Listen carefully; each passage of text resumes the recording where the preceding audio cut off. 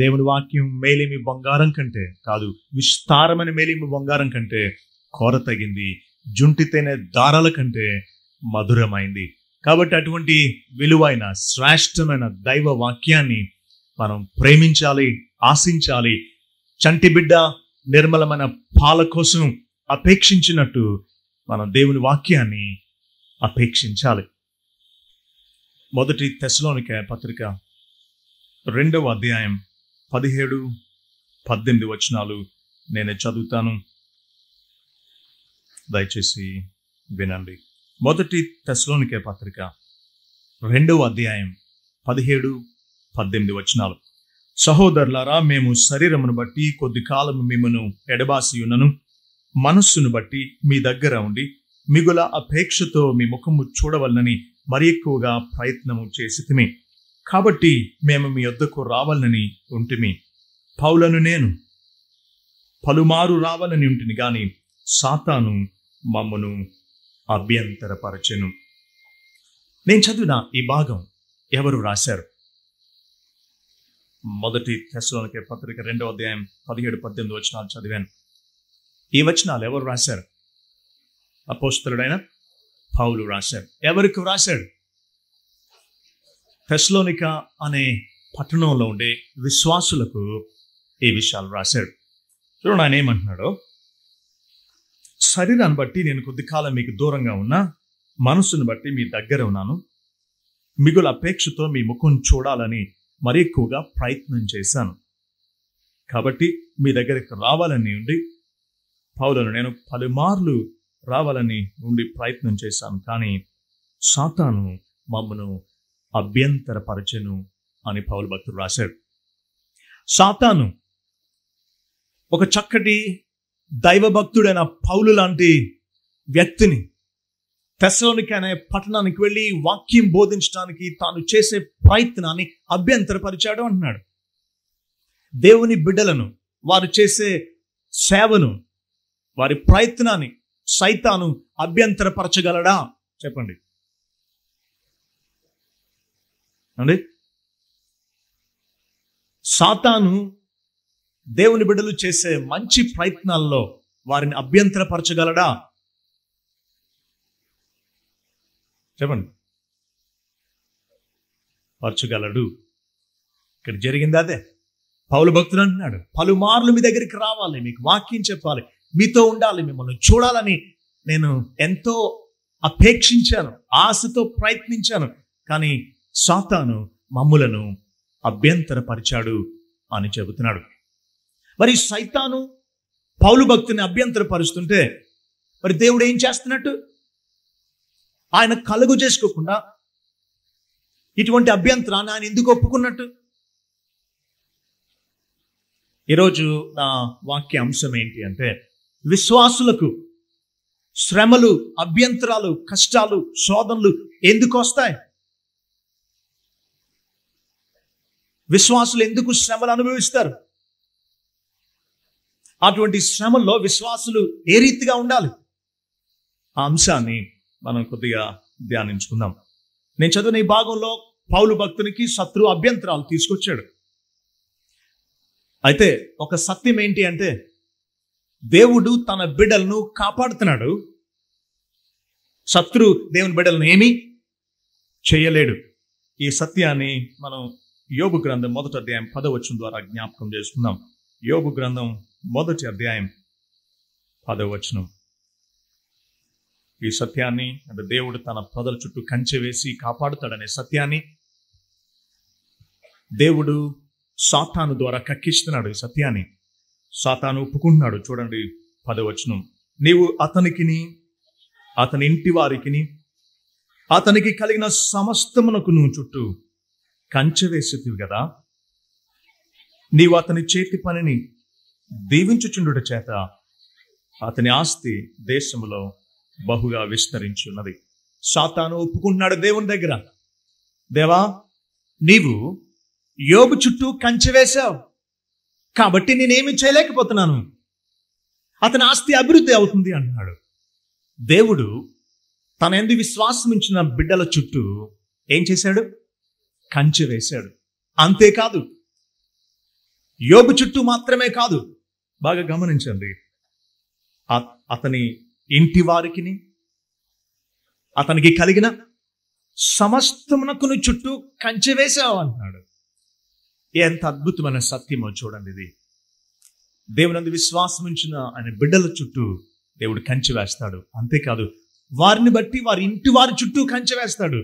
అంతేకాదు, వారికి కలిగిన సమస్తం ఆయనే ఇచ్చాడు కాబట్టి ఆయనే కాపాడుకుంటాడు.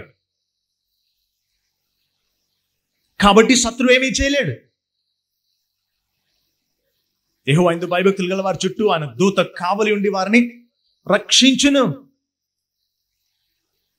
దేవుడు మన పాదం రాయి తగిలి పడిపోకుండా ఆయన దూతలకు ఆజ్ఞ ఇచ్చి మనల్ని ఎత్తి పట్టుకునేటట్టు చేస్తున్నాడు. మన చుట్టూరు కంచె ఉంది. మన చుట్టూరు మాత్రమే కాదు, మన ఇంటి వారందరి చుట్టూరు కంచె ఉంది. అంతేకాదు, మనకు కలిగిన సమస్తం చుట్టూరు కంచె ఉంది. మీకు ఒకవేళ ఒక కారు ఉంటే, ఒక స్కూటర్ ఉంటే, దాన్ని దేవుడే కాపాడుతున్నాడు. ఎందుకంటే దాన్ని దేవుడే మీకు ఇచ్చాడు కాబట్టి. మీకు కలిగిన బిడ్డలను దేవుడే ఇచ్చాడు, వారిని దేవుడే కాపాడుతున్నాడు. మీకుండే పొలం, మీకుండే ఆస్తి, మీకుండే ఇల్లు, దేవుడు వాటిని కంచె వేసి కాపాడుతున్నాడు. కాబట్టి మొదటి సత్యం ఏంటంటే ఈరోజు మనం గ్రహించేది, జ్ఞాపకం చేసుకునేది, దేవుని బిడ్డలను సాతాను ఏమీ చేయలేడు. ఏమీ చేయలేడు. ఎందుకు అంటే దేవుడు వారి చుట్టూ, వారి ఇంటి వారి చుట్టూ, వారికి కలిగిన సమస్తం చుట్టూరు కంచె వేశాడు. మరి ఎందుకు అపోస్తలుడైన పౌలు జీవితంలో ఒక మంచి పనిలో తను తెస్సలోనికే పట్టణానికి వెళ్ళాలనుకున్నప్పుడు ఆ ప్రయత్నాన్ని ఎందుకు శత్రువు అభ్యంతరపరిచాడు? శత్రువు ఎప్పుడు అభ్యంతరపరచగలడు? దేవుడు సెలవిస్తేనే. దేవుడు అపవాదికి సెలవిచ్చాడు యోబు జీవితంలో చూస్తే. అందుకే యోబును శత్రువు శ్రమలో పాలు చేయగలిగాడు. ఇంకొక సత్యాన్ని ఇక్కడ మనం గమనిద్దాం. దేవుని చిత్తమైతేనే శత్రువు ఏదైనా శ్రమను, కీడును రప్పించగలడు. దేవుని చిత్తమైతేనే. ఇంకొక సత్యం ఇక్కడ గమనిద్దాం. దేవుడు అపవాదికి సెలవిచ్చినంత మాత్రాన పూర్తిగా సెలవిచ్చేయట్లేదు. యోబు విషయం మరి తిరిగి ఆలోచిద్దాం. యోబు చుట్టూరు, యోబు ఇంటి వారి చుట్టూరు, అతను కలిగిన సమస్తం చుట్టూరు కంచె వేశాడు. దేవుడు సాతానుతో సవాలు చేసినప్పుడు సాతానుకు యోబును శ్రమలు పాలు చేయడానికి అవకాశం ఇస్తూ ఆ కంచెను పూర్తిగా తీసివేయలేదు, కొంచెం లోపలికి జరిపాడు. యోబు చుట్టూరు వేశాడు. కాబట్టి యోబు ఆస్తిని పాడు చేయగలిగాడు, యోబు బిడ్డలను చంపగలిగాడు సాతాను. కానీ యోబుని ఏం చేయలేకపోయాడు. రెండవసారి మరి తిరిగి దేవుడు సవాలు చేసినప్పుడు కంచెను ఇంకా కొంచెం లోపలికి జరిపినట్టుగా ఉంది. యోబు ఆరోగ్యం చుట్టూరు ఉండే కంచెను తీసి పూర్తిగా తీసివేయలేదు, తన ప్రాణం చుట్టూరు వేశాడు. తన ప్రాణం తీసుకోవడానికి సెలవు లేదు అన్నాడు. కంచె ఉన్నది అప్పుడు కూడా. శత్రువుకి దేవుడు ఎంతవరకు అవకాశం ఇస్తాడో అంతవరకే రాగలడు. ఇది మన ఈరోజు గ్రహించే మూడవ పాఠం. మొదటి పాఠం, దేవుడు తన బిడ్డల చుట్టూ కంచె వేశాడు, శత్రువు ఏమీ చేయలేడు. రెండవ పాఠం, శత్రువు ఏదైనా చేశాడు అంటే దానికి కారణం దేవుడు సెలవిస్తేనే చేయగలడు. మూడవ పాఠం, దేవుడు సెలవిచ్చాడు అంటే పూర్తిగా శత్రువుకి అప్పగించడు. శత్రువుకు ఎంతవరకు సెలవిచ్చాడో అంతవరకే రాగలడు. అందుకనే జాన్ న్యూటన్ అనే ఒక భక్తుడు అన్నాడు, Satan can go only to the extent of his chain అన్నాడు. Satan can go only to the extent of his chain అంటే ఒక కుక్కను కట్టేస్తే అది ఎంతవరకు రాగలదంటే ఆ చైన్ దాన్ని ఎంతవరకు రానిస్తుందో అంతవరకే రాగలదు. అక్కడి వరకు వచ్చి మోరిగి ఆగిపోవలసిందే. దేవుడు శత్రువును ఆయన గీసిన పరిధిలోనే ఉంచుతాడు. ఆయన బిడ్డలను ఒకవేళ శ్రమల ద్వారా శుద్ధి చేయాలని కోరినప్పుడు శత్రువుకి అవకాశం ఇచ్చినా వాడికి హద్దు పెడుతున్నాడు. దేవుడు సెలవిచ్చినంత వరకే శత్రువు రాగలడు. మరి ఎందుకు దేవుడు శ్రమలను ఒప్పుకుంటాడు? ఎందుకు దేవుడు శత్రువుకి అవకాశం ఇస్తాడు? దేవుని బిడ్డలను అభ్యంతరాలు తీసుకురావడానికి పౌలు భక్తుని జీవితంలో జరిగించినట్టు దేవుడు శ్రమలు ఎందుకు ఒప్పుకుంటాడు చెప్పండి. మీకు విశ్వాసులుగా ఉండేటువంటి ఆత్మీయమైన గ్రహింపును బట్టి చెప్పండి, దేవుడు విశ్వాసులకు శ్రమలు ఎందుకు ఒప్పుకుంటాడో. ఏమండి, ప్రభు బిడ్డలుగా జీవించాలని. ఇంకా ఏమండి,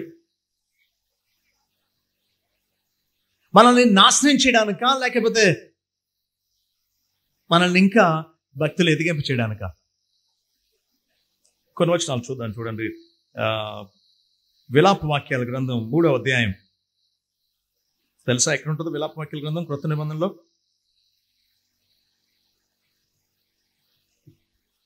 క్రొత్త నిబంధన తీస్తున్నట్టున్నారు కొంతమంది. పాత నిబంధన గ్రంథం ఇర్మియా గ్రంథం ప్రక్కన ఉంటుంది. 683వ పేజీ 31, 32, 33 వచనాలు నేను చదువుతాను, దయచేసి వినండి. విలాప వాక్యాల గ్రంథం 3వ అధ్యాయం 31 నుండి 33 వరకు. ప్రభు సర్వకాలము విడనాడడు, ఆయన బాధ పెట్టినను తన కృపా సమృద్ధిని బట్టి జాలిపడును. హృదయపూర్వకముగా ఆయన నరులకు విచారమునైనను బాధనైనను కలుగజేయుడు. దేవుడు అనవసరంగా ఏ శ్రమను రప్పింపడు. అది దీని అర్థం. ఆయన ఒకవేళ అవసరాన్ని బట్టి శ్రమ పెట్టినా తన కృపా సమృద్ధిని బట్టి జాలి పడతాడు. హృదయపూర్వకంగా కావాలని సంతోషంగా ఎప్పుడు నరులకు బాధ గాని విచారం గాని కలుగజేయడట. మన బిడ్డలు తప్పు చేసినప్పుడు మనం కొడతాం, బిడ్డల కంటే ఎక్కువ మనం బాధపడతాం. అయిష్టంగానే అరే కొట్టాల్సి వస్తుందే, నోటితో చెప్తే సరిపోట్లదే, బెత్తం వాడాల్సి వస్తుంది అని బాధతోనే వాడతాం. అది కూడా వాళ్ళు మేలు కోరే. దేవుడు హృదయపూర్వకంగా బాధ కలుగుజేయడు. అవసరాన్ని బట్టి సరిచేయాల్సి వచ్చినప్పుడు బాధ పెట్టినా తన కృపా సమృద్ధిని బట్టి జాలి పడతాడు. కాబట్టి దేవుడు శ్రమలో ఒప్పుకునేది మన మేలు కోసమే అని గుర్తిస్తున్నాం. ఇప్పుడు చెప్పండి, తెస్సలోనికీయులకు రాసిన మొదటి పత్రిక 2వ అధ్యాయం 17-18 వచనాల్లో దేవుడు పౌలు భక్తుడు తెస్సలోనిక పట్టణానికి వెళ్తా ఉంటే శత్రువు ఆయనను అభ్యంతరపరచడాన్ని దేవుడు ఎందుకు ఒప్పుకున్నాడు, దాని ద్వారా ఎటువంటి మేలు దేవుడు నిర్ణయించాడు, సంకల్పించాడు. దేవుడు శ్రమలను మేలుకే ఒప్పుకుంటాడని గ్రహిస్తున్నాం. మరి ఎటువంటి మేలు చేయాలి అని పౌలు భక్తుడు తెస్సలోనిక పట్టణానికి వెళ్లకుండా శత్రు అభ్యంతరపరచడాన్ని ప్రభు అంగీకరించాడు. ఎటువంటి మేలు జరిగింది చెప్పండి? పౌలు భక్తుడు పలుమార్లు ప్రయత్నించాడు తెస్సలోనిక పట్టణానికి వెళ్ళాలని, వెళ్ళలేకపోయాడు. దానివల్ల ఏం చేశాడు చెప్పండి? ఆలోచించండి. నేను చెప్పేది అర్థమవుతుందా మీకు?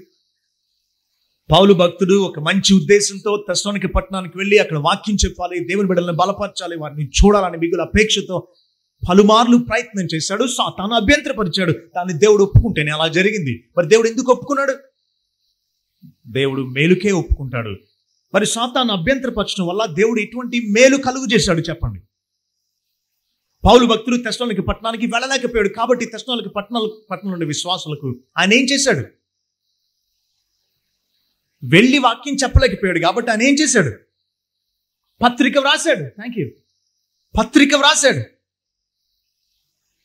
ఒకవేళ ఆయన వెళ్ళి ఉంటే పత్రిక వ్రాసేవాడు కాదు. అప్పుడు మనకు బైబిల్లో ఎన్ని గ్రంథాలు ఉండినో తెలుసా? ఇప్పుడు ఎన్ని ఉన్నాయి తెలుసా? ఎన్ని ఉన్నాయి బైబిల్లో గ్రంథాలు? 66. ఒకవేళ శత్రువు అక్కడ పౌలు భక్తుని అభ్యంతరపరిచి ఉండకపోతే, దేవుడు ఆ పరిస్థితిని ఒప్పుకుని ఉండకపోతే ఎన్ని గ్రంథాలు ఉండునో తెలుసా? 65 కాదు, 64 ఉండేవి. ఎందుకు? తెస్సలోనిక పత్రికలు పౌలు భక్తుడు 2 రాశాడు. ఒక్కసారి ఊహించండి, ఎటువంటి అద్భుతమైన ఉద్దేశంతో దేవుడు అక్కడ శత్రువు అభ్యంతరపరుస్తా ఉంటే ఒప్పుకున్నాడో చూడండి. తెస్సలోనిక పత్రికలు లేకపోయి ఉంటే ఎంత నష్టపోయి ఉంది ఆలోచించండి. అప్పుడు పౌలు భక్తులు వెళ్ళి ఉంటే వాక్యం చెప్పేసిన వాక్యం అక్కడికే అయిపోయి ఉండును, ప్రజలు విని వాళ్ళే మేలు పొంది ఉండుదురు. అయితే ఈ దాదాపు 2000 సంవత్సరాల్లో ఉండే విశ్వాసులు ఒకవేళ ప్రభు రాకడ ఆలస్యమైతే ఇంకెన్ని సంవత్సరాలు ఉంటుందో అన్ని సంవత్సరాలు కూడా అనేక వేల మంది కాదు లక్షల మంది మేలు పొందడానికి దేవుడు పర్మనెంట్ గా పత్రికలు రావాలని పౌలు భక్తుని అభ్యంతరపరుస్తూ ఉంటే ఓకే అని శాంక్షన్ చేశాడు. ఎంత అద్భుతమైన గంభీరమైన మేలుతో దేవుడు ఆ శ్రమను అక్కడ ఒప్పుకున్నాడు. ఆలోచించండి. ఒక సత్యం మీరు గమనించండి, దేవుడు ఎప్పుడు పొరపాటు చేయడు. God never makes mistakes. దేవుడు ఎన్నడూ పొరపాటు చేయడు. ఆయన ఒకటి ఒప్పుకున్నాడంటే అనంతమైన సంకల్పంతో ఒప్పుకుంటాడు, గంభీరమైన ఉద్దేశంతో ఒప్పుకుంటాడు.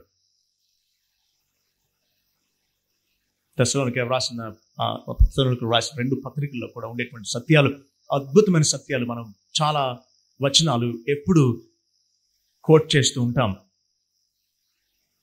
ఎడతెగక ప్రార్థన చేయుడి. దేంట్లో నుంచి వచ్చింది ఆ వచనం? దేంట్లోంచి? తెస్సలోనికైకి పత్రిక నుంచే. ప్రతి విషయమందును కృతజ్ఞతాస్తుతులు చెల్లించుడి. ఇది ఎక్కడి నుంచి వచ్చింది? తెస్సలోనికైకి పత్రిక నుంచే. కీడుకు ప్రతి కీడు చేయొద్దు, ఎల్లప్పుడూ సంతోషంగా ఉండుడి, ఆత్మను ఆర్పకుడి. ఈ మాటలు తెస్సలోనికైకి గ్రంథాన్ని నుంచే వచ్చినాయి. దేవుడు పౌలు భక్తునికి వచ్చే అభ్యంతరాలను ఒప్పుకున్నాడు. ఎందుకు అంటే మీకు నాకు ఈ 2 తెస్సలోనికైకి పత్రికలు ఇవ్వాలి అని. కాబట్టి ఎంత ఉద్దేశంతో, ఎంత మంచి సంకల్పంతో, ఎంత గొప్ప మేలు కోసం దేవుడు శ్రమను, అభ్యంతరాన్ని ఒప్పుకున్నాడో చూడండి. మన జీవితంలో కూడా చాలాసార్లు శ్రమలు, అభ్యంతరాలు, కష్టాలు, ఆర్థిక లేమి కలుగుతున్నప్పుడు మనం ప్రశ్నిస్తూ ఉంటాం దేవుణ్ణి, దేవా ఇంత భక్తిగా బ్రతుకుతా ఉంటే నాకే ఎందుకు వచ్చినాయి ఈ శ్రమలు అని. ఒక్కొక్కసారి శ్రమలను బట్టి మనం దేవుణ్ణి విడిచిపెట్టేంత బలహీన పడుతూ ఉంటాం.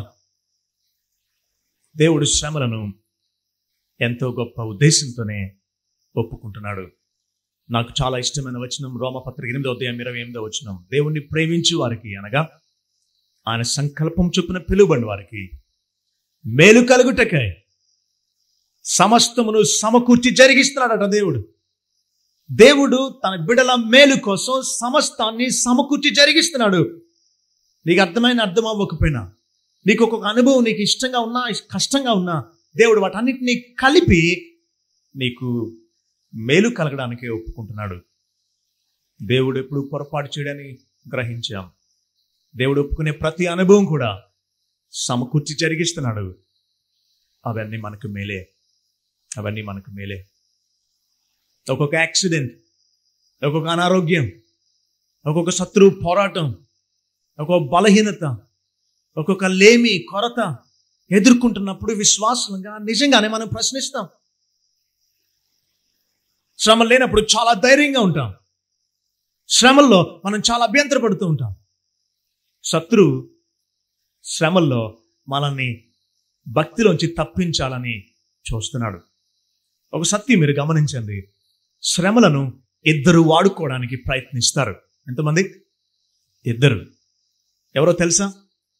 ఒక ప్రక్క దేవుడు, మరొక ప్రక్క సాతాను. యోబు జీవితానికి మరి తిరిగి వద్దాం. యోబు శ్రమలలో దేవునికి ఒక ఉద్దేశం ఉంటే దానికి విభిన్నమైన ఉద్దేశం సాతానుకు ఉంది. శ్రమల ద్వారానే సాతాను ఏమి ఉద్దేశించాడు? యోబు దేవుణ్ణి దూషించి భక్తిలోంచి తప్పుకోవాలి అని. అదే శ్రమలను దేవుడు ఉద్దేశించాడేమని? యోబును తరతరాలకి మాదిరిగా, సహనానికి, ఓరిమికి మాదిరిగా చేయాలి అని. శ్రమల తర్వాత 2 అంతలు ఆశీర్వదించాలని దేవుడు ఆ శ్రమల్ని వాడుకోవాలని చూస్తుంటే శత్రు ఆ శ్రమలను బట్టి దేవునికి దూరం చేయాలి యోబునని ప్రయత్నించాడు. మన జీవితంలో శ్రమలను కూడా దేవుడు, ఒక ప్రక్క సాతాను వాడుకోవడానికి ప్రయత్నిస్తారు. అయితే ఈ విషయాన్ని మనం గుర్తిస్తే దేవుని పక్షంగా ఉంటాం. శ్రమల్లో కూడా దేవుణ్ణి స్తుతిస్తాం. శ్రమల్లో కూడా దేవుణ్ణి స్తుతిస్తాం. యోబు తనకు దుర్వార్తలు వినబడుతున్నప్పుడు ఒకదాని తర్వాత ఒకటి తనకు కలిగిన నష్టాల గురించి పనివారు వచ్చి తనకు కబురు చెబుతా ఉంటే ప్రార్థన కాదు తను చేసింది. దేవా ఎందుకు వచ్చి నీ శ్రమలు నాకు ఒకేసారి అని దేవుణ్ణి నిందించడం కూడా కాదు. తాను దేవుణ్ణి స్తుతించాడనుంది.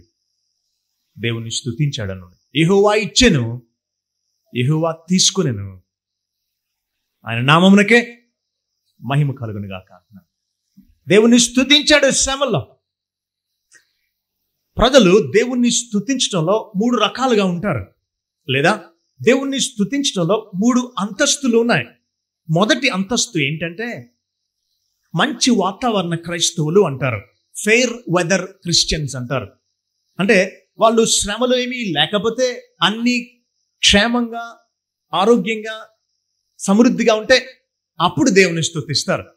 మంచి వాతావరణ క్రైస్తవులు అన్నమాట. ఇంకా కొంచెం భక్తిలో ఎదిగినటువంటి వారు శ్రమలు ఉన్నా సరే దేవుని స్తుతిస్తారు. మొదటి జాబితా వారు శ్రమలు లేనందుకు దేవుని స్తుతిస్తారు. ఇంకా కొంచెం ఎదిగినటువంటి వారు శ్రమలు ఉన్నా దేవుని స్తుతిస్తారు. అయితే అంతకంటే భక్తిలో ఉన్నతమైనటువంటి స్థితిలోకి వెళ్ళినటువంటి వారు దేవుని ఎందుకు స్తుతిస్తారో తెలుసా? శ్రమలను గురించే దేవుని స్తుతిస్తారు. దేవా, నువ్వు నా జీవితంలో శ్రమలు ఒప్పుకున్నావు, నువ్వే పొరపాటు చేయవు, నువ్వెందుకు ఒప్పుకున్నావో నాకైతే తెలియదు, కానీ నువ్వు పొరపాటు చేయవు, ఈ శ్రమను నాకు మేలుకే ఉద్దేశించావు, మేలుకే సమస్తాన్ని సమకూర్చి జరిగిస్తున్నావు, ఈ శ్రమ నాకు ఇప్పుడు అర్థం కాకపోయినా సరే నీకు స్తోత్రం అని పలుకుతారు. అన్ని బాగున్నప్పుడు స్తుతిస్తున్నావా? శ్రమలు లేనందుకే దేవుని స్తుతిస్తున్నావా? లేకపోతే దేవుడు నిన్ను ప్రేమించి నిన్ను ఇంకా మేలిమి బంగారం వలె శుద్ధి చేయడానికి ఆయన ఉద్దేశించిన శ్రమలను బట్టి దేవుని స్తుతిస్తున్నావా? మీరు ఎప్పుడైనా మీకు కలిగిన శ్రమలో దేవా నీకు స్తోత్రం అని పలికారా? మీ భక్తి జీవితం ఏ అంతస్తులో ఉందో పరీక్షించుకోండి. యోబు వలె శ్రమల్లో సైతం శ్రమలను బట్టి దేవుని స్తుతించడానికి ఆశించండి. మరి మరొక సందర్భాన్ని నేను మీకు జ్ఞాపకం చేస్తాను. మొదటి పేతురు పత్రికలో 1వ అధ్యాయం 5వ వచనం నుంచి 7వ వచనం వరకు ఒకసారి నేను చదువుతాను, దయచేసి గమనించండి. మొదటి పేతురు 1వ అధ్యాయం 5వ వచనం నుండి 7వ వచనం వరకు. కడవరి కాలమందు బయలుపరచబడుటకు సిద్ధంగా ఉన్న రక్షణ మీకు కలుగునట్లు విశ్వాసం ద్వారా దేవుని శక్తి చేత కాపాడుబడి మీ కొరకు ఆ స్వాస్థ్యము పరలోకమందు భద్రపరచబడి ఉన్నది. ఇందువలన మీరు మిక్కిలి ఆనందించుచున్నారు గాని అవసరమును బట్టి నానా విధములైన శోధనల చేత ప్రస్తుతం కొంచెము కాలము మీకు దుఃఖము కలుగుచున్నది. నశించిపో సువర్ణం అగ్ని పరీక్ష వలన శుద్ధపరచబడుచున్నది కదా, దానికంటే అమూల్యమైన మీ విశ్వాసం ఈ శోధనల చేత పరీక్షకు నిలిచినదై యేసుక్రీస్తు ప్రత్యక్షమైనప్పుడు మీకు మెప్పును మహిమయు ఘనతయు కలుగుటకు కారణమగును. పేతురు భక్తుడు చెదరిపోయినటువంటి యాత్రికుల్లాంటి విశ్వాసులకు శుభం అని చెప్పి వ్రాసింది ఏంటి అంటే, మీరు దేవుని జీవం ద్వారా ఆయన కనికరం చొప్పున మీరు మరలా జన్మించారు. కడవరి కాలంలో బయలుపరచబడే రక్షణ కొరకు మీరు సిద్ధంగా ఉన్నారు. ఆ స్వాస్థ్యం మీ కొరకు పరలోకంలో భద్రపరచబడింది. దీన్ని బట్టి మీరు మిక్కిలి ఆనందిస్తున్నారు. పరలోకం మీరు చేరబోతున్నందుకు మీరు మిక్కిలి ఆనందిస్తున్నారు. కానీ చూడండి 6వ వచనం, ఇందువల్ల మీరు మిక్కిలి ఆనందిస్తున్నారు కానీ అవసరమును బట్టి నానా విధములైన శోధనల చేత ప్రస్తుతమున కొంచెము కాలము మీకు దుఃఖము కలుగుచున్నది. భక్తుడు విశ్వాసులకు రాస్తూ అంటున్నాడు, మీరు రక్షింపబడ్డారు, మరలా జన్మించారు, దాన్ని బట్టి మీరు మిక్కిలి ఆనందిస్తున్నారు. కానీ ఈ లోకంలో అవసరాన్ని బట్టి మీకు కొన్ని కష్టాలు శ్రమలు పొందుతున్నారు. అవి కూడా మీకు మేలే అని చెబుతూ నశించిపోయే సువర్ణం అగ్ని పరీక్ష వల్ల శుద్ధపరచబడుతుంది. సువర్ణం అంటే బంగారం ఏమైపోద్దట? నశించిపోతుంది. నశించిపోయే సువర్ణమే అగ్ని పరీక్ష వల్ల ఇంకా మేలే బంగారంగా అవుతుంది కదా. దానికంటే అమూల్యమైన మీ విశ్వాసం, అంటే మన విశ్వాసం దేనికంటే అమూల్యమైనది దేవుని దృష్టిలో? సువర్ణం కంటే బంగారం కంటే కూడా దేవుని దృష్టిలో మన విశ్వాసం అమూల్యమైంది. అటువంటి అమూల్యమైన విశ్వాసాన్ని, అంటే బంగారాన్నే శుద్ధి చేస్తుంటే బంగారం కంటే అమూల్యమైన మీ విశ్వాసం ఇంకా ఎంతగా శుద్ధి చేయబడాలో ఆలోచించండి. దేవుడు శుద్ధి చేస్తున్నాడు. అగ్ని పరీక్షల వల్ల శ్రమలు, కష్టాలు, బాధలు, అనారోగ్యాలు, పోరాటాలు, ఇటువంటి అగ్ని పరీక్షల ద్వారా మన విశ్వాసాన్ని దేవుడు శుద్ధి చేస్తున్నాడు. అందుకే ప్రభు వచ్చినప్పుడట మనకు మెప్పు, ఘనత, మహిమ కలగడానికి ఈ శ్రమల ద్వారా శుద్ధి చేయబడిన మన విశ్వాసం కారణమవుతుందట. చూడండి, మామూలు బంగారానికి ఎక్కువ రేటా, మేలిమి బంగారానికి ఎక్కువ ఖరీదా? అలాగే ప్రభు వచ్చినప్పుడు మెప్పు, ఘనత, మహిమ ఎవరికి కలుగుతాయో తెలుసా? శ్రమల ద్వారా పరిపూర్ణతలోనికి వచ్చినటువంటి వారు, శ్రమల్లో నిలబడి, శ్రమల్లో దేవుని విడిచిపెట్టకుండా పరీక్షకు నిలబడినటువంటి వారు, శ్రమల ద్వారా భక్తి జీవితాన్ని పరిపూర్ణతలను తెచ్చుకున్నటువంటి వారు, వారికి ఎక్కువ మెప్పు ఘనత కలుగుతుందట. పౌలు భక్తుడు ఈ విషయాన్ని రాస్తూ పైన అంటున్నాడు, మీరు పరలోకం కోసం సిద్ధపడుతూ దాని గురించి మిక్కిలి ఆనందిస్తున్నారు, కానీ అవసరాన్ని బట్టి, ప్రతి మాట ఎంత విలువైంది దీన్ని గమనించండి, అవసరాన్ని బట్టి వస్తాయట మనకు శ్రమలు. అవి కూడా నానా విధమైన శోధనలట. 6వ వచనం, అది కూడా ప్రస్తుతాన్ని వస్తాయట, అది కూడా కొంచెం కాలమే దుఃఖం కలుగుతుంది అంటున్నాడు. విశ్వాసులకు దుఃఖం కలుగుతుంది శ్రమలు కష్టాల ద్వారా. అయితే అవి ఏంటట? అవసరాన్ని బట్టే కలుగుతాయట. అంటే విశ్వాసులకు శ్రమలు ఎందుకు వస్తాయి? ఎందుకు వస్తాయి? అవసరాన్ని బట్టే వస్తాయి. అంటే దేవుడు మనకి అవసరం అయితేనే శ్రమలను పంపిస్తాడు, ఒప్పుకుంటాడు. కాబట్టి శ్రమలు కూడా మనకు అప్పుడప్పుడు అవసరమే అని మనం అంగీకరించాలి, శ్రమలను ఒప్పుకోవాలి. అవసరం మనకు శ్రమలు, అందుకే వస్తాయి. అనవసరంగా దేవుడు హృదయపూర్వకంగా మనకు బాధ కానీ దుఃఖం కానీ కలుగు చేయడు. అవసరాన్ని బట్టి వస్తాయి. అవి నానావిధ శోధనలా ఉంటాయి, ఒక రకంగా ఉండదు, నానా రకాలుగా ఉంటాయి. అవి కూడా ప్రస్తుతాన్నే ఉంటాయి. పరలోకం వెళ్ళాక శ్రమలు కావాలన్న దొరకు. తెలుసా ఈ సత్యం మీకు? ప్రస్తుతాన్నే శ్రమలు. అది కూడా ప్రస్తుతాన్ని అంటే ఈ లోకం ఉన్నంతకాలం స్థిరంగా ఉంటాయా? కాదు. వెంటనే ఇంకొక మాట రాస్తున్నాడు, ప్రస్తుతమున ఎంతకాలం? కొంచెము కాలము మీకు దుఃఖం కలుగుతుంది. కాబట్టి ఈ లోకం ఉండే దుఃఖం ప్రస్తుతమే. పరలోకంలో ఉండవు దుఃఖం, కష్టం, శ్రమలు. అంతేకాదు ఈ లోకంలో ఎల్లప్పుడూ ఉంటున్నాయా అంటే ఈ లోకంలో కూడా కొంచెము కాలమే మనం దుఃఖపడుతున్నాం. అది కూడా మనల్ని శుద్ధి చేసి దేవుడు వచ్చినప్పుడు ఇంకా మనకు మెప్పు, ఘనత, మహిమ కలగడానికి దేవుడు అటువంటి శ్రమలు ఒప్పుకుంటున్నాడు. దేవుడు ఇంకా శ్రమలు ఎందుకు ఒప్పుకుంటాడో చూడండి. హెబ్రీ పత్రిక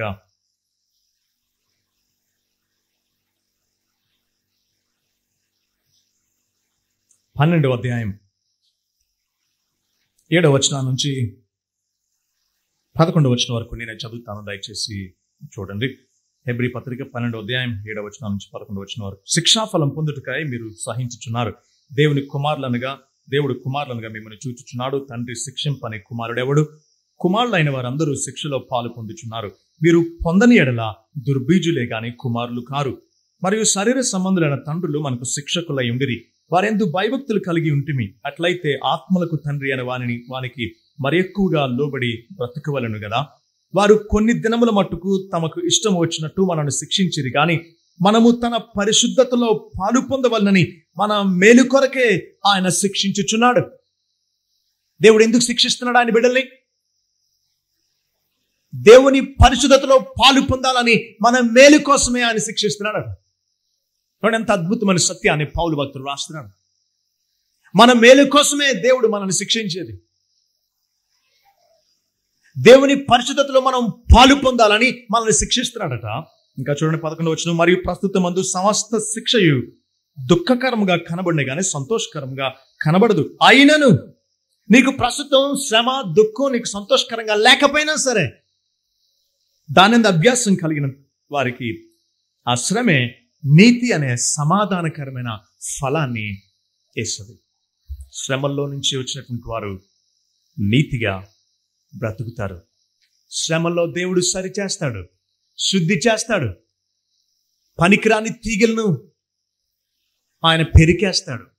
అతిశయాన్ని, దేవునికి ఇష్టం కాని పాపాన్ని దేవుడు అగ్నిలో మస్టును బంగారంలో మస్టును అగ్ని కాల్చేసినట్టు నీ జీవితంలో శ్రమల ద్వారా దేవుడు మస్టును, అపవిత్రతను, అవిధేయతను, అతిశయాన్ని కాల్చేస్తున్నాడు. శ్రమలు నీకు దుఃఖకరంగా ఉన్నా సరే అవి నీ మేలు కోసమే అని నువ్వు గుర్తించాలి. దేవుడు పొరపాటు చేయడు. మన మేలు కోసమే శ్రమలు ఒప్పుకుంటున్నాడు. నేను ముగించక ముందు ఇంకా కొన్ని వచనాలు చదువుతాను చూడండి. యాకోబు గ్రంథం 1వ అధ్యాయం 2-3 వచనాలు. యాకోబు గ్రంథం 1వ అధ్యాయం 2-3 వచనాలు. నా సహోదరులరా, మీ విశ్వాసము కలుగు పరీక్ష ఓర్పును పుట్టించిన ఎరిగి మీరు నానా విధములైన శోధనలో పడినప్పుడు అది మహానందమని ఎంచుకొనుడి. ప్రియులారా, మిమ్మల్ని శోధించుటకు మీకు కలుగుచున్న అగ్ని వంటి మహాశ్రమను గురించి మీకేదో ఒక వింత సంభవించినట్లు ఆశ్చర్యపడకుడి.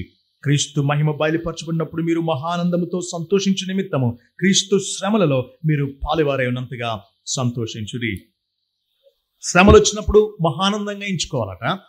శ్రమను గురించి మనకేదో వింత సంభవిస్తున్నట్టు ఆశ్చర్యపడకూడదట. క్రీస్తు శ్రమల్లో మనం పాలువారై ఉన్నంతగా ఆయన బయలుపరచబడినప్పుడు మహా ఆనందంతో సంతోషిస్తాం. కాబట్టి ఇప్పుడే సంతోషించమంటున్నాడు. అలాగే 16వ వచనం, ఎవడైనను క్రైస్తవుడైనందుకు బాధ అనుభవించిన యెడల అతడు సిగ్గుపడక ఆ పేరును బట్టి దేవుని మహిమపరచవలెను. శ్రమల్లో మనకు వచ్చిన శ్రమలను బట్టి దేవుణ్ణి మహిమపరచాలి. అలాగే 1 పేతురులోనే 5వ అధ్యాయం 9-10 వచనాలు కూడా చదువుతాను. లోకమందున మీ సహోదరుల అందు ఈ విధమైన శ్రమలే నెరవేరుచున్నవని ఎరిగి విశ్వాసమందు స్థిరులై వానిని లేదా అపవాదిని ఎదిరించుడి. మనం అనుకుంటాం శ్రమలు మనకే వచ్చినాయి అనుకుంటాం. ఇంకెవ్వరికి లోకంలో శ్రమలు లేవు, నాకే వచ్చినాయి అనుకుంటాం. కానీ సత్యం ఏంటంటే మనం అనుభవించే శ్రమలు దేవుడు ఆయన ఇతర విశ్వాసులకు కూడా వారిని కూడా పరిపూర్ణం చేయడానికి ఒప్పుకుంటున్నాడు. కాబట్టి శ్రమలు సహజమే అని మనం గ్రహించాలి. పగటిని రాత్రిని దేవుడు ఎలా అయితే జతపరిచాడో దేవుడు సుఖ దుఃఖాలని లోకంలో జతపరిచాడు. ఇవి సహజమే అని మనం గుర్తించాలి. విశ్వాసంలో శ్రమల్లో కూడా స్థిరులుగా ఉంటూ శత్రువుని ఎదిరించాలి. శ్రమలు సహజమే, ఇవేమి వింత కాదు అని శత్రువుని మనం ఎదిరించాలి. శ్రమల్లో మన అవిశ్వాసానికి, నిరుత్సాహానికి, భయానికి గురి చేసినప్పుడు శత్రువుని ఎదిరించాలి. శ్రమలు లోకంలో భక్తులు కూడా పొందారు. ఇది నాకొక్కడికే కాదు, అలా శత్రువుని ఎదిరించాలి. అంతేకాదు చూడండి 10వ వచనం, తన నిత్య మహిమకు క్రీస్తునందు మిమ్మల్ని పిలిచిన సర్వ కృపానిధి యగు దేవుడు కొంచెము కాలము మీరు శ్రమ పడిన పిమ్మట తానే మిమ్మను పూర్ణులనుగా చేసి స్థిరపరిచి బలపరుచిన యుగ యుగములకు ప్రభావం ఆయనకు కలుగునుగాక. ఆమేన్. ఎంత అద్భుతమైన వచనాలు చూడండి. కొంచెము కాలం మీరు శ్రమ పడిన తర్వాత దేవుడు తానే మిమ్మను తన నిత్య మహిమకు పిలిచాడు. కాబట్టి సర్వ కృపానిధి ఆయన. కాబట్టి ఏం చేస్తారంటే మీరు శ్రమల్లో కొద్ది కాలం పరిపూర్ణతలోనికి వచ్చిన తర్వాత స్థిరపరుస్తాడు, బలపరుస్తాడు. కాబట్టి శ్రమలు కొంచెం కాలమని చూస్తున్నాం. శ్రమల్లో దేవుడు పరిపూర్ణులుగా మనల్ని చేస్తాడని చూస్తున్నాం. శ్రమల తర్వాత దేవుడు స్థిరపరుస్తాడని, బలపరుస్తాడని మనం గుర్తిస్తున్నాం. 119వ కీర్తన 67వ వచనం, 71వ వచనం. 119వ కీర్తన శ్రమ కలుగక మునుపు 67వ వచనం. శ్రమ కలుగక మునుపు నేను త్రోవ విడిచితిని. ఇప్పుడు అంటే శ్రమ కలిగిన తర్వాత నీ వాక్యాన్ని అనుసరించి నడుచుకుంటున్నాను. శ్రమ కలగక ముందు దారి తప్పాను. ఇప్పుడు అంటే శ్రమ వచ్చింది కాబట్టి శ్రమ వచ్చిన తర్వాత నేను ఈ వాక్యాన్ని అనుసరిస్తున్నాను అంటున్నాడు. అదే భక్తుడు 71వ వచనంలో ఏమంటున్నాడో చూడండి. నేను నీ కట్టడలను నేర్చుకొనున్నట్లు శ్రమనుందిండుట నాకు మేలాయను. Beautiful versus. నా ఆత్మ జీవితాన్ని ఎంతగానో స్థిరపరిచిన వచనాలు ఇవి. శ్రమల్లో నన్ను ఎంతగానో ఓదార్చిన వచనాలు ఇవి. శ్రమలను గూర్చిన చక్కటి గ్రహింపునిచ్చిన వచనాలు ఇవి. నీ కట్టడలను నేను నేర్చుకున్నట్లు శ్రమనుంది ఉండుట నాకు మేలాయను. చూడండి, బైబిల్ గ్రంథం చేతిలో లేనప్పటికీ శ్రమలను గురించి చక్కటి అభిప్రాయం కలిగిన యోసేపు మాటలను మనం చూద్దాం. 45వ అధ్యాయం ఆదికాండం 5వ వచనం నుంచి నేను చదువుతాను చూడండి. 45వ అధ్యాయం ఆదికాండం 5వ వచనం నుంచి యోసేపు అన్న మాటలు చూడండి. ఆయనను నేను ఇక్కడికి వచ్చినట్లు మీరు నన్ను అమ్మివేసినందుకు దుఃఖపడకుడి, అది మీకు సంతాపము పుట్టింపనీయకుడి. ప్రాణ రక్షణ కొరకు దేవుడు మీకు ముందుగా నన్ను పంపించాను. 2 సంవత్సరాల నుండి కరువు దేశంలో ఉన్నది. సేద్యమైనను కోతైనను లేని సంవత్సరం ఇంకా 5 వచ్చును. మిమ్మల్ని ఆశ్చర్యముగా రక్షించి దేశంలో మిమ్మల్ని శేషముగా నిలుపుటకును ప్రాణముతో కాపాడుటకును దేవుడు మీకు ముందుగా నన్ను పంపించాను. కాబట్టి దేవుడే గాని మీరు నన్ను ఇక్కడికి పంపలేదు. అన్నలు అమ్మేస్తే ఆ శ్రమను, ఆ కష్టాన్ని, ఆ సంఖ్యల బాధను ఆయన దేవుడే నన్ను ఇక్కడికి పంపించాడని చెబుతూ 50వ అధ్యాయంలో చూడండి ఎంత స్పష్టంగా ఇంకా అద్భుతంగా మాట్లాడాడు. 50వ అధ్యాయం 20వ వచనం. ఆదికాండం 50వ అధ్యాయం 20వ వచనం. మీరు నాకు కీడు చేయను ఉద్దేశించితిరి. ఎవరితో మాట్లాడుతున్నాడు? తనను గోతులో వేసిన, అమ్మి వేసిన సొంత అన్నలతో తను ప్రధానమంత్రి అయ్యాక మాట్లాడుతున్నాడు. తన తండ్రి చనిపోయాడు, అన్నలు ఏం భయపడుతున్నారు, ఇప్పుడు ఏం చేస్తాడో, ఏమన్నా కక్ష తీర్చుకుంటాడేమో అని. అప్పుడు యోసేపు అంటున్నాడు, మీరు భయపడొద్దు, నేను దేవుని స్థానం అందున్నానా, మీరు భయపడొద్దు. మీరు నాకు కీడు చేయాలని ఉద్దేశించారు. అమ్మి వేయడంలో, గోతులో వేసేయడంలో మీ ఉద్దేశం నాకు కీడు చేయాలని. కానీ నేటి దినమున జరుగుతున్నట్లుగా, అనగా బహు ప్రజలను బ్రతికించినట్లుగా అది మేలుకే దేవుడు ఉద్దేశించాడు. మీరు అమ్మి వేయడం మేలుకే దేవుడు ఉద్దేశించాడు. మీరు నన్ను గోతులో వేయడం దేవుడు మేలుకే ఉద్దేశించాడు.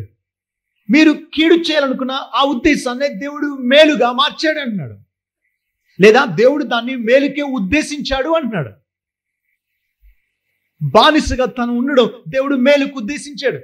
ఐగుప్తు దేశానికి అమ్మివేయబడ్డం, తండ్రికి దూరంగా ఉండడం, కొంతకాలం తండ్రి దుఃఖపడినా, యోసేపు కూడా దుఃఖపడినా అది మేలుకే ఉద్దేశించాడు. అనేక ప్రజలు కరువులో పోషింపబడ్డానికి ముందుగా ఇటువంటి ఏర్పాటు చేశాడు దేవుడు.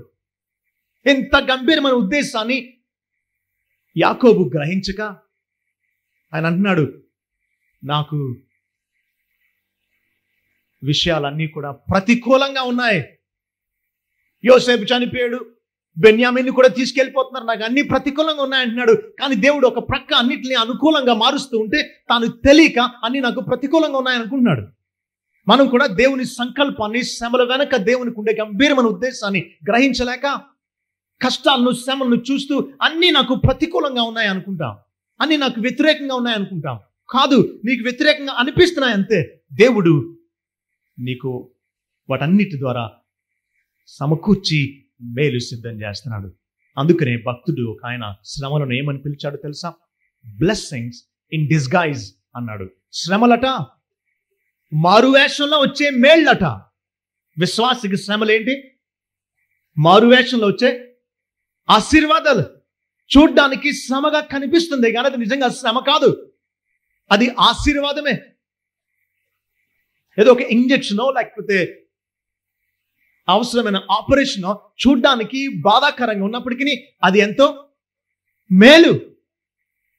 శ్రమలు విశ్వాసులకు బ్లెస్సింగ్స్ ఇన్ డిస్గైజ్. డిస్గైజ్ అంటే మారువేషం, బ్లెస్సింగ్స్ అంటే ఆశీర్వాదాలు. మనకు శ్రమలు అనిపించేవి నిజానికి అవి శ్రమలు కాదు, అవి ఆశీర్వాదాలే. యోసేపు అమ్మబడ్డం ఆశీర్వాదమా కాదా?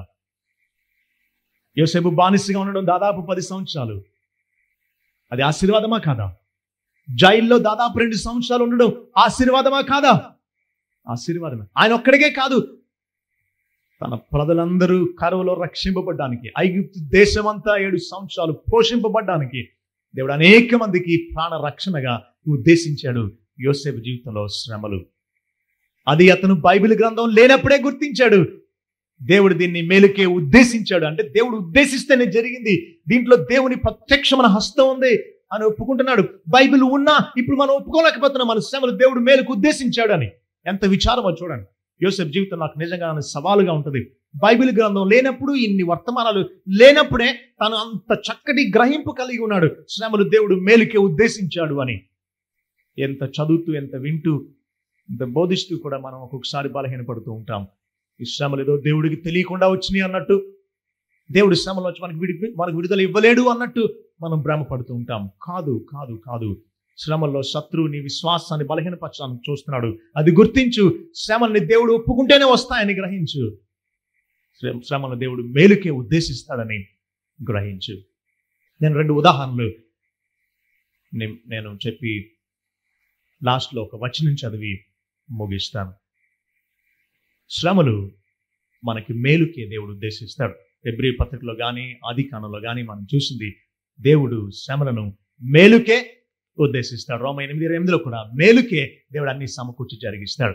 రెండవది మొదటి పేతురు మొదటి అధ్యాయంలో చదువుకున్నాం కదా, అవసరాన్ని బట్టి దేవుడు మనకు దుఃఖాన్ని శ్రమని ఇస్తాడు. అవసరాన్ని బట్టే. కాబట్టి ఇక్కడ రెండు మాటలు మనం చూస్తున్నాం. శ్రమలు మనకు మేలు. అందరూ ఈ మాట చెప్పాలని ఆశపడుతున్నాను. మిమ్మల్ని దయచేసి బ్రతిమాలుతున్నాను. ఇవి మీరు నోటుతో ఒప్పుకోండి. దేవుని సత్యం ఇది. శ్రమలను దేవుడు మేలుకే ఉద్దేశిస్తాడు. శ్రమలు మనకు మేలు. రెండవది శ్రమలు మనకు అవసరం. మీరందరూ దీన్ని ఒప్పుకోవాలని ఆశపడుతున్నాను. మొదటిది శ్రమలు మనకు మేలుకే, మనల్ని నశింపచేయడానికి కాదు దేవుడు శ్రమలు ఒప్పుకున్నాడు. కాబట్టి శ్రమలు ఏంటి? మేలుకే. రెండవది శ్రమలు మనకేంటి? అవసరం. నేను ఎప్పుడు ఈ విషయాన్ని చెప్పిన రెండు ఉదాహరణలు చెప్తాను. నా జీవితాన్ని అవి చాలా బలపరిచినాయి.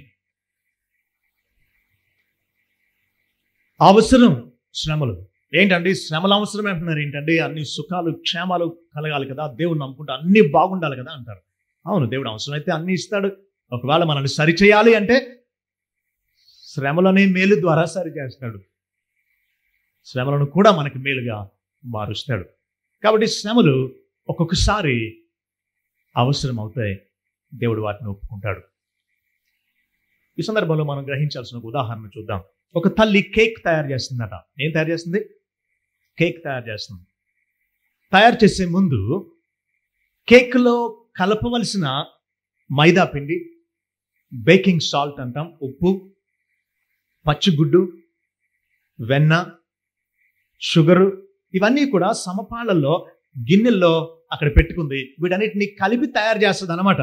ఈ లోపల కొడుకు పిల్లవాడు స్కూల్ నుంచి వచ్చాడు, వంటగదిలోకి వచ్చాడు. అమ్మ బిజీగా ఉంది. అమ్మ ఏం తయారు చేస్తున్నావు, ఏం వండుతున్నావు అని అడిగాడు. అప్పుడు తల్లి అంది, నాయన నీకు కేక్ ఇష్టం కదా, నీకోసం కేక్ తయారు చేస్తున్నాను అన్నది తల్లి. కేక్ అంటే కురవాడికి చాలా ఇష్టం. అమ్మా నీకు చాలా థ్యాంక్స్ అమ్మా, అడగకుండానే నాకు ఇష్టమైన కేక్ తయారు చేస్తున్నావు అని చెప్పి అన్నాడు. కేక్ రుచిని ఊహిస్తూ కేక్లో కలపబోయే ఈ విడి పదార్థాలు కూడా కేక్ అంత రుచిగా ఉంటాయి అనుకుని ఒక్కొక్క పదార్థాన్ని రుచి చూడడం మొదలు పెట్టాడట. మైదా పిండి తీసుకున్నాడు, రుచి చూశాడు, చప్పగా ఉంది, బాగాలేదు అనుకున్నాడు. పచ్చిగుడ్డు రుచి చూడాలని చెప్పి దాంట్లో వ్రేలి ముంచి ఇక్కడికి రాగానే నీ శ్వాసన వస్తుంది అనుకున్నాడు. షుగర్ ఒకటే బాగుంది, బేకింగ్ సాల్ట్ కానీ వెన్న కానీ చప్పగా ఉన్నాయి, ఉప్పుగా ఉన్నాయి, బాగోలేవన్నాడు.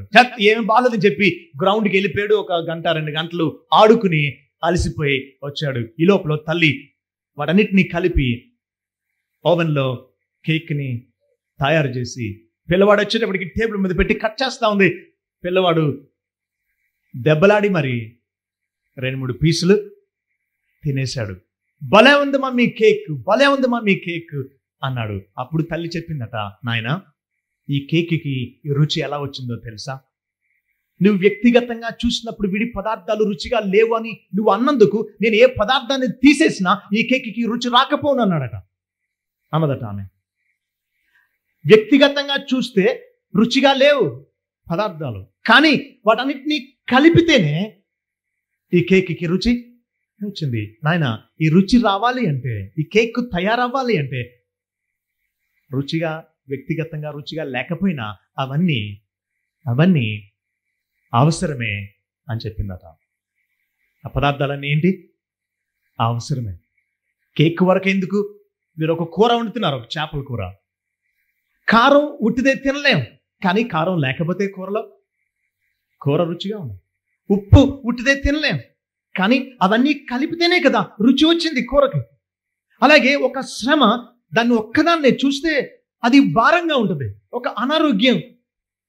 దాన్ని ప్రత్యేకంగా దాన్ని ఒక్కదాన్నే చూస్తే అది బాధాకరంగానే ఉంటుంది. కానీ దేవుని నిత్య సంకల్పంలో భవిష్యత్తులో దేవుడు మన ఎటువంటి ఉన్నతమైన రుచి కలిగిన విలువైనటువంటి జీవితాన్ని కోసం ఈ శ్రమల్ని కలుపుతున్నాడో చూస్తే మనం అర్థం చేసుకుంటాం, దేవుడు ఈ శ్రమల్ని అవసరాన్ని బట్టే ఒప్పుకున్నాడు అని. శ్రమలేంటి? అవసరాన్ని బట్టే వస్తాయి. ఒకవేళ సహోదరి ఈ సమయంలో నువ్వేదైనా శ్రమలో ఉంటే గ్రహించు ఈ సత్యాన్ని. నీ భక్తి జీవితానికి అది అవసరం కాబట్టి దేవుడు అది ఒప్పుకున్నాడు. దాన్ని ఒక్కదాన్నే చూడకు. దేవుని సంకల్పాన్ని విశాల హృదయంతో చూడు. ఎటువంటి గంభీరమైన ఉద్దేశంతో నీ శ్రమలను నీకు దేవుడు ఒప్పుకున్నాడు. రెండవ మాట, శ్రమలు మనకు మేలే. శ్రమలు మనకు మేలే. దీనికి కూడా ఒక ఉదాహరణ చూద్దాం. ఒక తోటమాలి ఉన్నాడు, పెద్ద జమీందారు దగ్గర పనిచేస్తున్నాడు. ఆ జమీందారు కుమార్తె తోటమాలి నాటిన మొక్కలన్నిటిని చూడడానికి తోటలోకి వచ్చింది. అన్ని మొక్కల్ని చూస్తుంది. అద్భుతమైన రంగురంగుల పుష్పాలను చూస్తూ చాలా సంబరపడింది. బా, ఈ పువ్వు ఎంత బాగుందో, అబ్బా ఈ మొక్క ఎంత బాగుందో అని సంతోషంగా అభినందించింది. అలా నడుచుకుంటూ తోటలో వెళుతుంది. ఒక చోట బురదగా ఉంది నేల. అక్కడ తాను చూసిన మొక్కలన్నిటికంటే విలువైన ఖరీదైన మొక్క, అరుదైన మొక్క అక్కడ ఉంది. ఆమెకు చాలా కోపం వచ్చిందట. ఏంటి ఇంత విలువైన మొక్కను తీసుకొచ్చి ఇక్కడ బురదలో పాతాడు? ఎక్కడ పడితే అక్కడ దొరికే మామూలు మొక్కలనేమో తీసుకొచ్చి ఎంతో నీట్గా ఉండే దారి పక్కన నాటాడు. ఈ తోట మనకి బుద్ధి లేనట్టుంది అని చెప్పి గబగబా ఆ మొక్కను తీసి ఆ బురద నేలలోంచి మిగతా మొక్కలతో నీట్గా ఉండే చోట నాటిందట. అది సాయంత్రానికి తెల్లవార్చింది. తెల్లవారికి ఎండిపోయింది. తోటమాలి వచ్చాడు తర్వాత రోజు.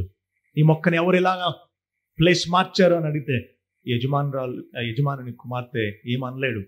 ఏమా ఎందుకు చేశారు ఇలాగ అని అడుగుతా ఉంటే ఆమె అంటుంది, ఏమో నీకు బుద్ధి ఉందా, బుద్ధి లేదా? విలువైన మొక్కను తీసుకెళ్లి బురద నాటావు అని అడిగితే ఆయన అన్నాడట, అమ్మా నేను తోటమాలిని. ఏ మొక్కకు ఎటువంటి నేల మేలో నాకు తెలుసు. ఆ బురద నేల ఆ మొక్కకు మేలు. అటువంటి బురద నేలలోనే అటువంటి మొక్క మొలుస్తుంది. నువ్వు తీసుకొచ్చి పొడి నేలలో నాటావు, ఏమైంది? చచ్చిపోయింది మొక్క. కాబట్టి మొక్క మేలుకోరే నేను మొక్కను ఆ బురద నేలలో నాటాను అన్నాడట ఆయన. నిజమే సహోదరా, సహోదరి, దేవుడు నువ్వుండే కష్ట పరిస్థితుల్లో, నువ్వుండే బురద లాంటి శ్రమలో దేవుడిని ఎందుకు పెట్టాడో తెలుసా? ఆ బురద, ఆ కష్టమే నీకు లేకపోతే అసలు నీకు భక్తి అవ్వకపోను. వ్యక్తిగతంగా దీని గురించి నేను సాక్ష్యం ఇవ్వగలను. మద్రాస్ లాయల కాలేజీలో నేను చదువుకున్నప్పుడు కాలేజ్ ఆవరణలో నేను కూర్చున్నాను ప్రిన్సిపాల్ రూమ్ ఎదురుగుండా. అప్పుడు నాకు పెప్టిక్ అల్సర్ ఉండేది. నేను చాలా కడుపు మంటతో బాధపడేవాడిని. తల్లిదండ్రులకు దూరంగా ఎక్కడో చదువుకుంటూ, ఆర్థికంగా కూడా అప్పుడు అంత సమృద్ధి ఉండేది కాదు. చాలా అనారోగ్యంతో బాధపడేవాడిని. చాలాసార్లు నేను ప్రశ్నించుకున్నాను, దేవుణ్ణి ప్రశ్నించాను. దేవా ఏంటి నేను ఇంత భక్తిగా బ్రతుకుతా ఉంటే నాకే ఎందుకు శ్రమలు అని. ఆ కాలేజ్ క్యాంపస్లో ప్రిన్సిపల్ ఆఫీస్ ఎదురుగుండా కూర్చున్న నాకు ఒక దృశ్యం చాలా బాధ కలిగించింది, దుఃఖం, వ్యతిరేకత కలిగించింది. అదేంటంటే 10 మంది కుర్రోళ్ళు చాలా ఆరోగ్యంగా, చాలా చలాకీగా ఉన్నారు.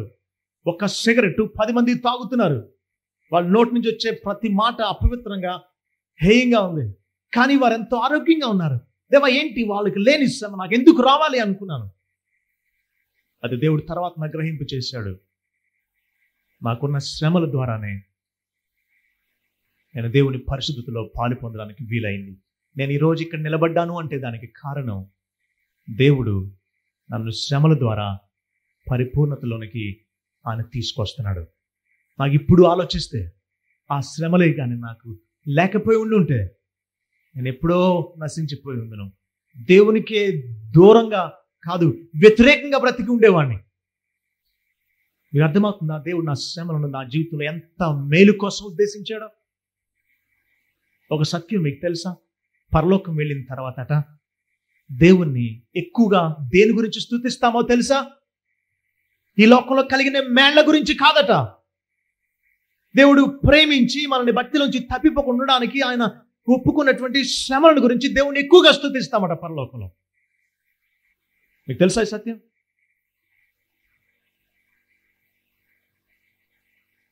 ఆ శ్రమను బట్టే దేవా నేను ఇక్కడి వరకు రాగలిగాను అనుకుంటాం. మీలో సాక్ష్యం చెప్పమంటే దాదాపు 100% చెప్పగలరు అనుకుంటున్నాను. మీరు అసలు ప్రభు నమ్ముకోవడానికే కారణం, మందిరానికి రావడము లేకపోతే అసలు ప్రభు గురించి వినడానికే కారణం ఏదో శ్రమలో మీరు ఉండడం వల్ల ప్రభు మిమ్మల్ని ఆకర్షించాడు కాదా? అవును, అవును, అవును. అంత గొప్ప ఉద్దేశంతో దేవుడు మీ జీవితంలో శ్రమలు ఒప్పుకుంటే ఎందుకు శ్రమలను వ్యతిరేకిస్తారు? అంటే నా ఉద్దేశం శ్రమను ఆహ్వానించమని కాదు. దేవుడు ప్రేమించి శ్రమను పెడితే దాన్ని మనం సంతోషంగా అంగీకరించాలి. శ్రమలో దేవుణ్ణి స్తుతించాలి. మనం చదువుకున్నాం కదా, యాకోబు పత్రికలు అంటున్నాడు మహా ఆనందంగా ఎంచాలట. పేతురు పత్రికలు అంటున్నాడు ఆశ్చర్యపడకూడదట, మనం సంతోషించాలట, దేవుణ్ణి మహిమపరచాలట మనకు వచ్చిన శ్రమలను బట్టి. ఆఖరిగా ఒక్క వచనం నేను చదివి ముగిస్తాను. యోబు 13వ అధ్యాయం 15వ వచనం. యోబు గ్రంథం 13వ అధ్యాయం 15వ వచనం నాకు చాలా ఇష్టమైన వచనం. జీవితంలో ఏ విశ్వాసి అయినా ఈ వచనాన్ని హృదయపూర్వకంగా చెప్పగలిగితే అదే నిజమైన విశ్వాసం. శ్రమల్లో నిలిచేదే నిజమైన విశ్వాసం. దేవుని చిత్త ప్రకారం ఆయన ఏ శ్రమ ఒప్పుకున్నా నిలిచేదే నిజమైన విశ్వాసం. మన విశ్వాసం నిజమైందో కాదో పరీక్షించుకుందాం. 13వ అధ్యాయం 15వ వచనం. ఇదిగో ఆయన నన్ను చంపినను నేను ఆయన కొరకు కనిపెట్టుచున్నాను. ఎటువంటి శ్రమ పొందిన వ్యక్తి అంటున్నాడో ఈ మాటలు ఆలోచించండి. యోబుకు కలిగిన శ్రమలు జీవితంలో మనకు తెలిసినంత వరకు ఎవరికి కలగలేదేమో. అటువంటి వ్యక్తే అంటున్నాడు అన్ని శ్రమలు పడి కూడా. ఆయన ఆఖరికి నన్ను చంపినా నేను ఆయన కోసమే కనిపెట్టుకుంటాను అంటున్నాడు. ఎందుకు అంటే పుట్టించింది ఆయనే, కాపాడేది కొనసాగించేది ఆయనే, పిలుచుకునేది కూడా ఆయనే, వాళ్ళని చంపేది కూడా ఆయనే. అంటే ఆయన చేతిలో ఉంది మన ప్రాణం తీసుకునే అధికారం కూడా. అంతేకాదు రేపు ఎవరెదుట నిలబడాలో తెలుసా? లెక్క అప్పగించడానికి ఆయన ఎదుట నిలబడాల్సిందే. అంటే మన జీవితానికి అంత కీలకమైన వాడు దేవుడు. ఆయన చేతుల్లో ఉన్నాయి మన కాలగతులు. అటువంటి దేవుడు మన మేలు కోసం ఏదన్నా శ్రమ ఒప్పుకుంటే ఆ శ్రమలో కూడా దేవా నీ చిత్తమే, నీ ఇష్టమే, నువ్వు నాకు ఏం చేసినా మేలే చేస్తావు కాబట్టి నీకు నేను లొంగిపోతున్నాను. నువ్వు ఇంకా ఎక్కువ శ్రమలు తీసుకొచ్చినా సరే నేను నీకోసమే కనిపెట్టుకుంటాను. నువ్వు తప్ప నాకు ఇంకా దిక్కెవరు? నువ్వు శ్రమలు పెట్టావని చెప్పి నేను ఇంకెక్కడికన్నా పరిగెట్టి తప్పించుకుందామంటే ఎవరున్నారు ఇక? ఇదిగో ఆయన నన్ను చంపినాను నేను ఆయన కొరకు కనిపెట్టుచున్నాను. ఒక్కసారి ఈ వచనాన్ని అందరం కలిసి చదువుకుందాం. యోబు గ్రంథం 13వ అధ్యాయం 15వ వచనం తీసారా? యోబు 13:15 అందరం కలిసి చదువుకుందాం. ఇదిగో కాదు, అందరం కలిసి చదువుకుందాం. ఇదిగో ఆయన నన్ను చంపినను నేను ఆయన కొరకు కనిపెట్టుచున్నాను. ఇదిగో ఆయన నన్ను చంపినను నేను ఆయన కొరకు కనిపెట్టుకొనుచున్నాను. ప్రార్థన చేసుకుందాం. ఒక్క నిమిషం వాక్యాన్ని జ్ఞాపకం చేసుకుందాం. దేవుడు పౌలు భక్తునికి తెస్సలోనికే పట్టణానికి వెళ్లకుండా శత్రు అభ్యంతరపరుస్తుంటే ఒప్పుకున్నాడు. అందుకే నీకు నాకు 2 తెస్సలోనికే పత్రికలు అందిని. దేవుడు అప్పుడు పౌలును శ్రమలకు అభ్యంతరాలకు అప్పగించడమే మేలైంది కదా. దేవుడు మేలుకే శ్రమలు ఉద్దేశిస్తుంటే సహోదరి నువ్వు అంగీకరిస్తున్నావా? శ్రమలను బట్టి దేవుడిని ఎప్పుడైనా స్తుతించావా? ఎటువంటి శ్రమలోనైనా నీ విశ్వాసాన్ని నువ్వు కాపాడుకుంటున్నావా? నిన్ను బురదలో నాటాడా? నీ మేలు కోసం కాదా? నీ జీవితంలో ఒక శ్రమ ఒప్పుకున్నాడా? అవన్నీ కలిపితే కాదా నీ జీవితానికి భక్తి పరిపూర్ణత వచ్చేది? ఇప్పుడు నీకుండే భక్తి నీ శ్రమలను బట్టి వచ్చింది కాదా? మిమ్మల్ని బ్రతిమాలుతున్నాను, శ్రమల్లో స్థిరంగా ఉండండి. విశ్వాసంలో స్థిరంగా ఉండి శత్రువును ఎదిరించండి. శత్రువును ఎదిరించండి. దేవుడు ఏది ఒప్పుకున్నా మేలుకే ఒప్పుకుంటాడని నమ్మండి. హృదయపూర్వకంగా నమ్మండి. దేవుని దయా సంకల్పాన్ని వ్యతిరేకించకండి. ఏ పరిస్థితుల్లోనైనా దేవుణ్ణి స్తుతించడానికి ఇష్టపడండి. శ్రమలు నీకు అవసరమైతేనే ఒప్పుకుంటాడు దేవుడు. నీ మేలు కోసమే దేవుడు ఒప్పుకుంటాడు. యోసేపుకుండే గ్రహింపు నీకున్నదా? బైబిల్ లేనప్పుడే అంత చక్కటి గ్రహింపు కలిగిన యోసేపు నీకు నాకు సవాలుగా లేడా? బైబిల్ గ్రంథాన్ని చేత పట్టుకుని ఎంతోమంది భక్తుల జీవితాన్ని చూసి కూడా శ్రమల్లో మనం ధైర్యాన్ని సహనాన్ని తెచ్చుకోకపోతే ఎలా? ప్రభుని అడగండి, దేవా శ్రమలో నాకు నిరీక్షణ, ఓరిమి, సహనం దయచేయి. అలా ప్రార్థించుకోండి. శ్రమలు మేలే అని అంగీకరించండి. దేవుడు ఎప్పుడు పొరపాటు చేయడు అని నమ్మండి. ఆయన పరిశుద్ధతలో పాలు పొందడానికి మేలుకే అని శిక్షిస్తున్నాడు. అవసరాన్ని బట్టే మీకు దుఃఖం కలుగుతుంది. పరలోకం వెళ్ళాక దేవుని స్తుతించేది దేవుడు ఒప్పుకున్న శ్రమలను బట్టే ఎక్కువగా స్తుతిస్తాం. ఆ సత్యాన్ని వెరిగితే ఇప్పుడే దేవుని స్తుతించు సహోదర సహోదరి. గొప్ప విడుదల నువ్వు దేవుణ్ణి స్తుతిస్తేనే కలుగుతుంది. వ్యతిరేకించుకో, దేవుణ్ణి నిందించుకో, ఎందుకు వచ్చినాయి అని దేవుణ్ణి ప్రశ్నించుకో. దేవుణ్ణి స్తుతించు, అద్భుతమైన విడుదల పొందగలవు.